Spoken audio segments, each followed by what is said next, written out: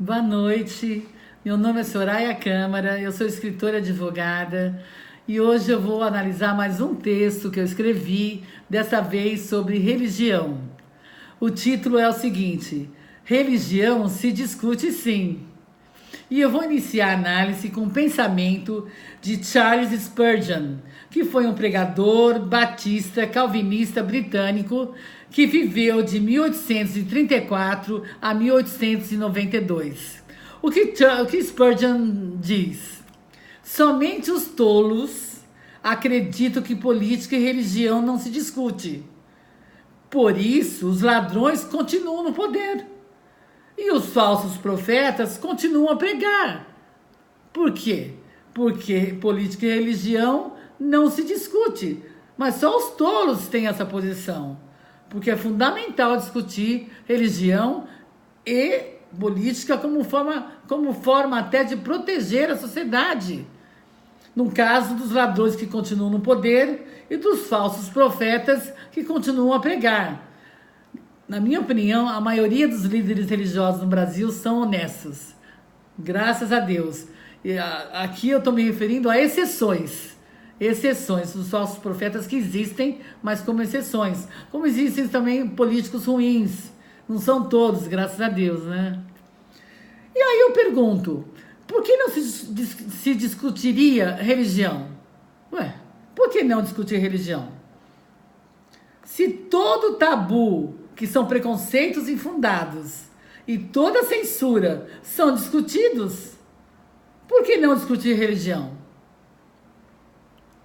Por que esse tabu para discutir religião? Isso que nós vamos ver no texto a seguir. E o que é discutir? Que o título do texto é Religião se discute? Sim. E o que é discutir? Discutir é debater, é indagar, é expor dúvidas, é pedir esclarecimentos, é apresentar argumentos concretos, é explicar conteúdo, é desmentir manipulações, é analisar, avaliar. Então, discutir é algo positivo e traz resultados bons, porque esclarece, porque acaba com as dúvidas, porque deixa o conteúdo necessário claro, através de argumentos bons, bem argumentados. Então, discutir é uma coisa boa, é ótimo. Não é brigar. Discutir não é brigar. Resumindo, discutir é analisar e avaliar. É fundamental isso na vida. A todo tempo, todo momento, nós temos que analisar e avaliar tudo. Avaliar tudo. Por que não avaliar e analisar a religião? Não tem que ter esse tabu contra a religião. O que acontece? Vamos analisar durante o texto.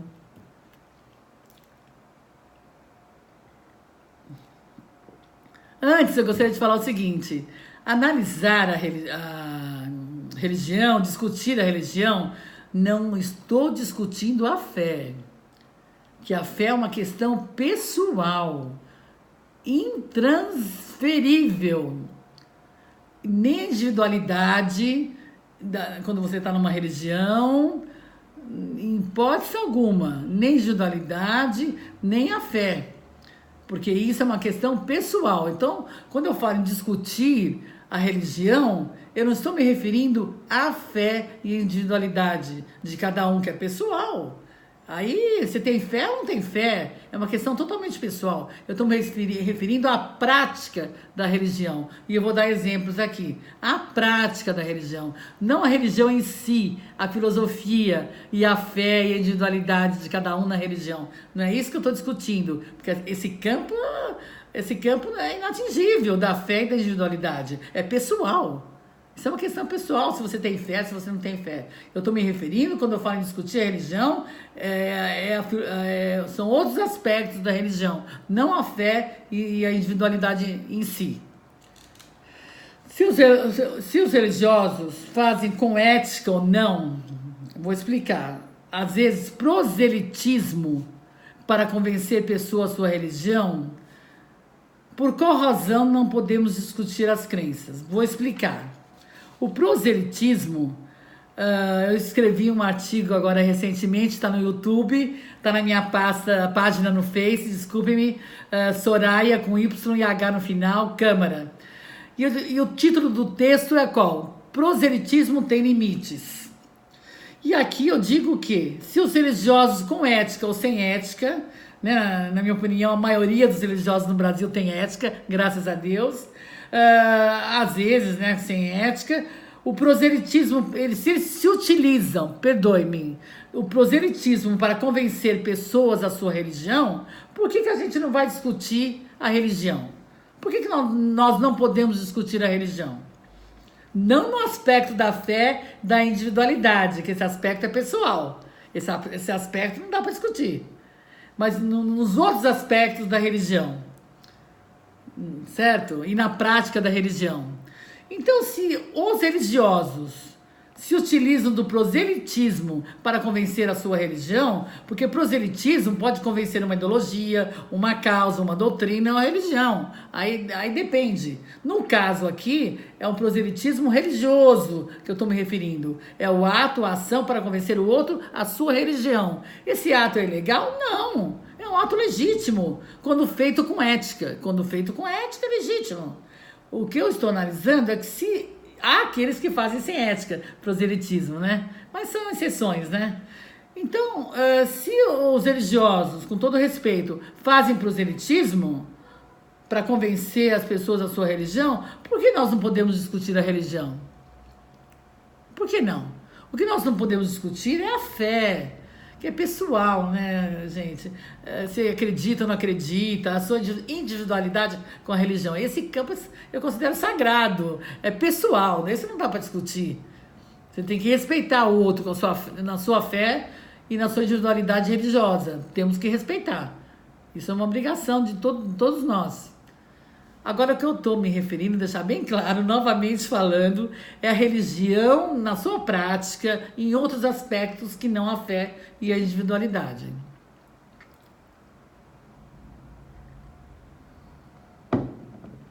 Portanto, a sociedade deve questionar as religiões como forma de exercer a cidadania de forma plena. Lógico, né? Deve questionar as religiões, não a fé e a individualidade. Repetindo, né? Estou repetindo muito, mas é que é importante entender isso. Então, a sociedade deve questionar as religiões como forma de exercer a cidadania em sua plenitude. Isso que eu estou falando, muitas pessoas já sabem, né? Eu estou reforçando. Alguns sabem menos, mas sempre é importante pensar, mesmo que novamente. Muitas vezes, entre outras atitudes, isso que eu vou falar agora é triste, mas ocorre, gente. Ocorre, vocês sabem que ocorre, o que eu vou falar agora. Ocorre na exceção, não na regra. Na maioria, os pastores, os padres, os religiosos são bons no Brasil e de bom coração, graças a Deus. Na maioria, mas tem exceções, sempre existem exceções.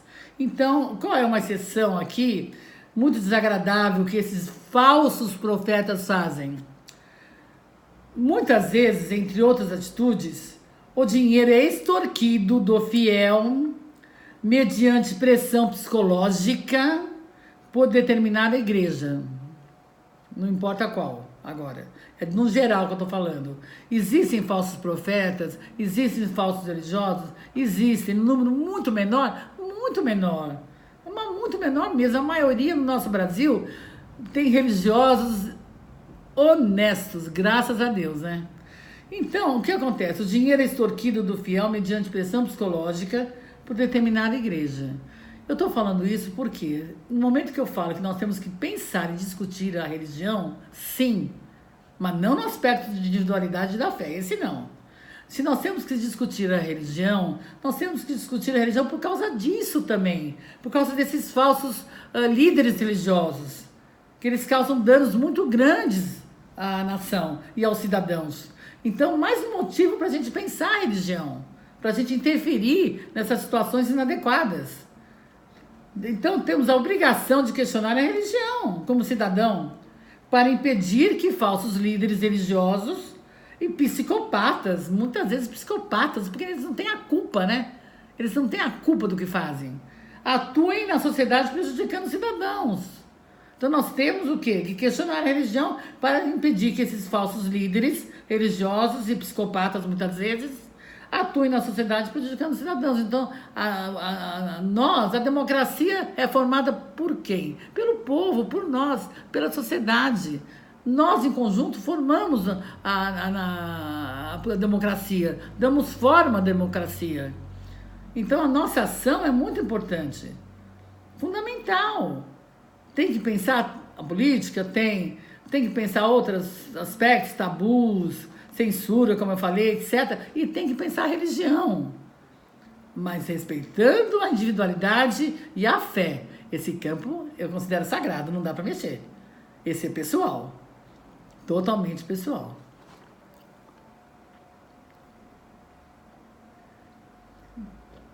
Então nós, como cidadãos, nós temos que estar com os olhos atentos, abertos, como cidadãos, para nos proteger, para a gente se proteger e para proteger a sociedade.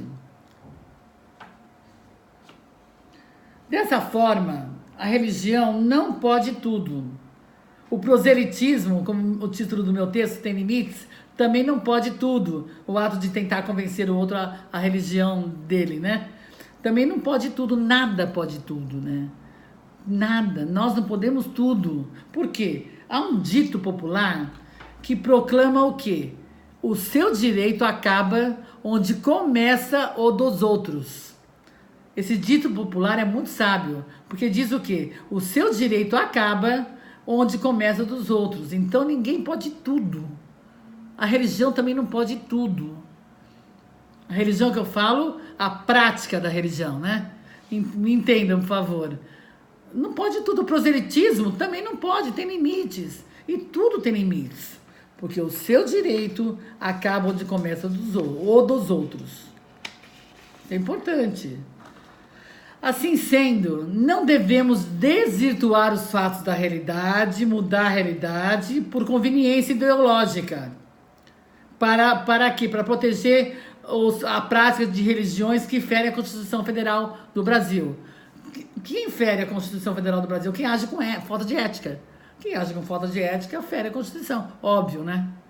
Então a gente não tem que proteger, certos cidadãos podem querer proteger, desvirtuar a realidade por uma conveniência ideológica e querer proteger a prática de religiões que ferem a Constituição Federal.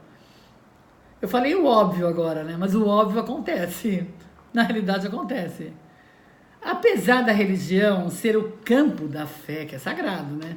O campo da fé é sagrado. Da individualidade e subjetividade, uma coisa da pessoa, do sujeito, de cada um de nós, apesar desse campo que eu chamo de sagrado da religião, mesmo assim devemos indagá-la, questioná-la, criticá-la, se for, né, com respeito, com educação, com ética, pois as religiões, por quê? As religiões influenciam diversos contextos da humanidade, portanto influenciam os indivíduos. A religião exerce influência sobre a sociedade. Então, respeitando a individualidade e a fé e a subjetividade, que é um campo sagrado, não dá para mexer, que é pessoal, os outros aspectos da religião e a prática da religião, nós devemos questionar, sim, porque ela exerce uma influência sobre nós, sobre os indivíduos, e exerce uma influência nos contextos da humanidade. Então, nós temos que questionar. Porém, não é fácil. O que não é fácil? Pois nos deparamos com um excessivo fanatismo e cegueira, que o fanatismo cega, né?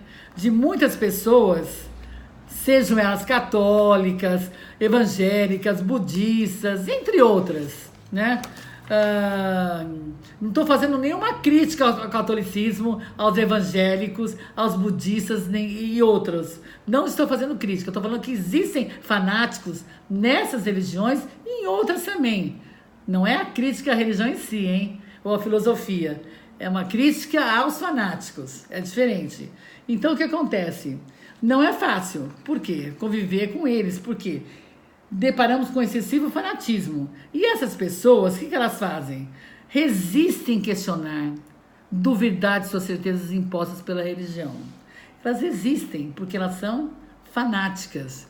E muitas vezes elas querem influenciar a sociedade de uma forma retrógrada, negativa, porque são fanáticas. Na realidade, prejudicando a sociedade. Então, essas pessoas fanáticas resistem questionar, duvidar de suas certezas impostas pela religião. E elas estão trabalhando contra elas mesmas. Por quê?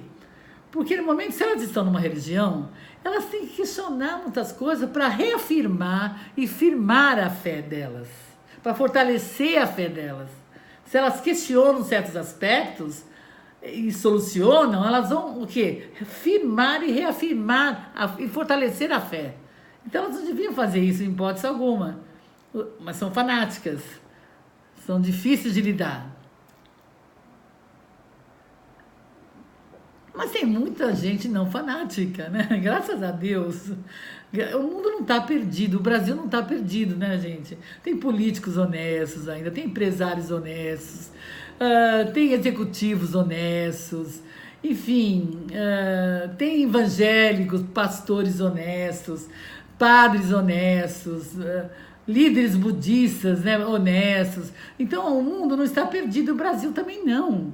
A gente tem que ver isso. É que a minoria que não presta faz um estrago tão grande que a gente pensa que são milhares de pessoas, né? Mas não são, graças a Deus. Existem muitos católicos bons, cardeais, padres, evangélicos, budistas, entre outros. A gente tem que ter esperança sempre, mas sempre mesmo. Essas pessoas fanáticas, né? Vou repetir. Resistem em questionar, duvidar de suas certezas impostas pela religião. Eu já disse que elas trabalham contra elas mesmas. Já expliquei, né? Assim, tudo se discute, tudo deve ser discutido. Tudo. Na vida tem que se discutir tudo. No caso da religião, repetindo, como boa professora, repetindo, a fé não se discute. A subjetividade, você com você na religião, a sua individualidade, isso não se discute, é pessoal. Se acredita ou não acredita, é totalmente pessoal. Isso não pode discutir. Havendo respeito e consideração pelos pontos de vista diferentes que existem no mundo e no Brasil, na sociedade, havendo a compreensão de que discordar de uma opinião não se trata de uma agressão pessoal. Você discorda com educação, com respeito e com ética, não é agressão. Mas apenas uma forma diferente de pensar, só isso.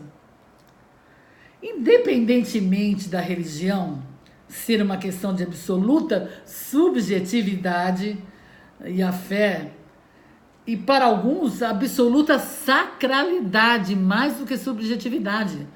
Para alguns, a religião é de absoluta sacralidade. Ela deve ser discutida, pensada, questionada, como tudo na vida. Porque os questionamentos, para quem frequenta uma religião, fortalece a fé. E para quem não frequenta a religião, questionar a religião, não no aspecto da fé e da individualidade, deixar claro, mais uma vez. Mas se a pessoa, quem está fora da religião, questionar, ela está o quê? Exercendo a plena cidadania. A plena cidadania, mesmo porque exceções existem e tem falsos profetas, falsos líderes religiosos. E a gente precisa se proteger deles. Então é importante questionar. Porém, a religião é vista como algo intocável, sagrado, portanto inquestionável. É visto assim. Mas discuti-la, como eu já falei, também fortalece a fé. O fato de o Brasil ser um Estado laico, ou seja, que separa o Estado da religião, o Estado laico separa o Estado da religião, é neutro, né? Tem uma neutralidade. O fato dele ser um Estado laico, repetindo, não invalida a necessidade de questionamentos no que diz respeito às crenças, à religião, pois o ser humano é um ser pensante por natureza. Nós somos um ser pensante por natureza, temos que pensar. Então, apesar de estarmos no Estado laico, que separa a religião do Estado, né? Vive uma neutralidade. Apesar disso, isso não invalida a necessidade da gente questionar tudo, inclusive as crenças, a religião. Eu vou terminar o texto com o pensamento de Pitágoras, filósofo e matemático grego, que viveu de 570 a 495 a.C.